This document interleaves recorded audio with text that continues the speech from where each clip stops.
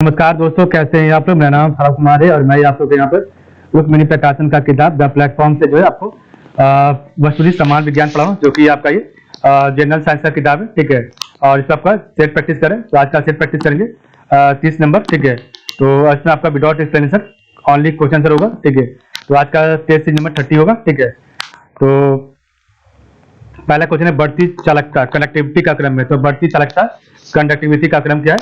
तो ऑप्शन में भी एल सी यू और एजी है। तो बढ़ती चालकता का क्रम एल सी यू और एजी है। तो नंबर 2 है रॉबर्ट वेबस्टर। तो रॉबर्ट वेबस्टर निम्नलिखित में से कौन सी एक क्षेत्र में अपने कार्य के लिए जाने जाते हैं? ऑप्शन में भी इन्फ्लुएंजा वायरस के लिए। तो रॉबर्ट वेबस्टर निम्नलिखित में से कौन से एक क्षेत्र में अपने कार्य के लिए जाने जाते हैं? तो इन्फ्लुएंजा वायरस के लिए। नंबर 3 है न्यूटन का गति का तीसरा नियम निम्नलिखित में से किस स्थितियों पर लागू होता है? तो ऑप्शन नंबर है जब कोई व्यक्ति नाव से नदी के किनारे कूदता है तो नाव पीछे की ओर जाती है। तो न्यूटन का गति का तीसरा नियम निम्नलिखित में से किस स्थितियों पर लागू होता है? तो जब कोई व्यक्ति नाव से नदी के किनारे कूदता है तो नाव पीछे की ओर जाती है। 4 आपका है चुंबकीय बल रेखाओं का उपयोग किनकी दिशा मापने में होता है? तो ऑप्शन में भी चुंबकीय सुई में। तो चुंबकीय बल रेखाओं का उपयोग किनकी दिशा मापने में होता है? तो चुंबकीय सुई में। 5 आपका ऊंचाई एच पर 20 kg भार वाली वस्तु किसी वस्तु की स्थिति ऊर्जा 600 J है, एच का मान ज्ञात करें। तो 5 का ऑप्शन नंबर 3 मीटर है। ठीक है, ऊंचाई एच पर 20 kg भार वाली किसी वस्तु की स्थिति ऊर्जा 600 J है, तो एच का मान ज्ञात करें 3 मीटर।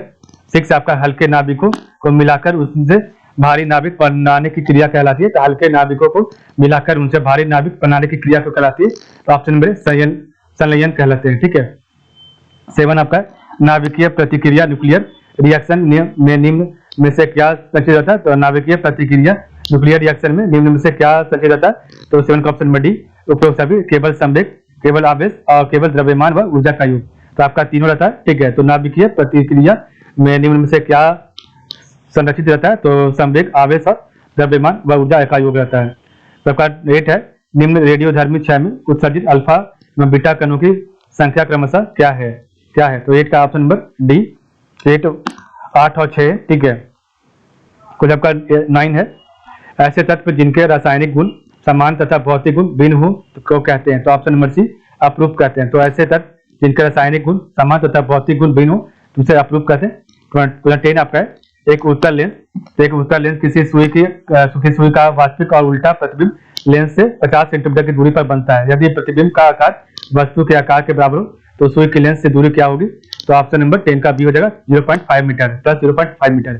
तो एक उत्तल लेंस किसी सुई का वास्तविक और उल्टा प्रतिबिंब लेंस से 50 सेंटीमीटर की दूरी पर बनता है। यदि प्रतिबिंब का आकार वस्तु के आकार के बराबर हो तो सुई की लेंस से दूरी क्या होगी? 0.5 मीटर होगी। तो 11 पे एक रेडियोधर्मी तत्व का अर्धायु 6 महीना है। मूल साधनता का 1/16वां हिस्सा होने में समय लगेगा। तो ऑप्शन नंबर बी 2 वर्ष रहेगा। तो एक रेडियोधर्मी तत्व का अर्धायु 6 महीना है। मूल सांद्रता का 1/16वां हिस्सा होने में 2 वर्ष का समय लगेगा।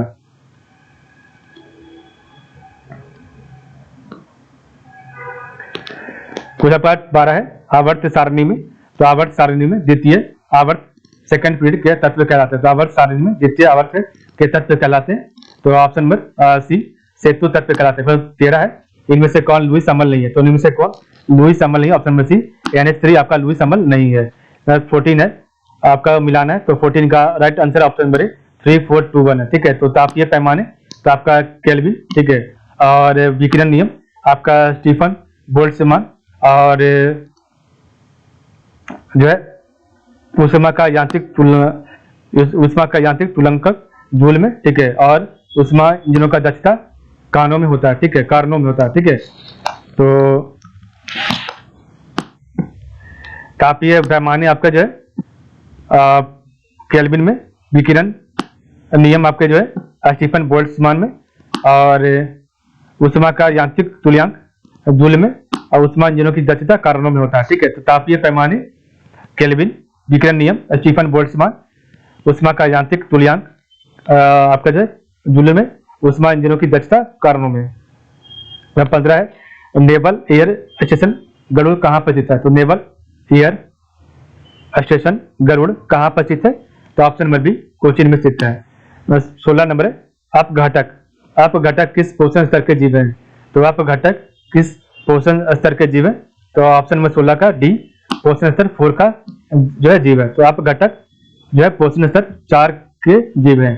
17 है निम्नलिखित में से किस विकल्प का अर्थ प्राकृतिक या कृत्रिम रूप से जंगलों की पुनः स्थापना है। तो ऑप्शन नंबर सी रिफॉरेस्टेशन है। तो निम्नलिखित में से किस विकल्प का अर्थ जो है प्राकृतिक या कृत्रिम रूप से जंगलों की पुनः स्थापना, तो रिफॉरेस्टेशन है। तो 18 है एक विद्युत हीटर 220 वोल्ट के स्रोत से 5 एम्पीयर की धारा लेता है। यदि प्रतिदिन इस विद्युत हीटर का उपयोग 10 घंटे तक किया जाए तो 30 दिन में कितना खर्च आएगा।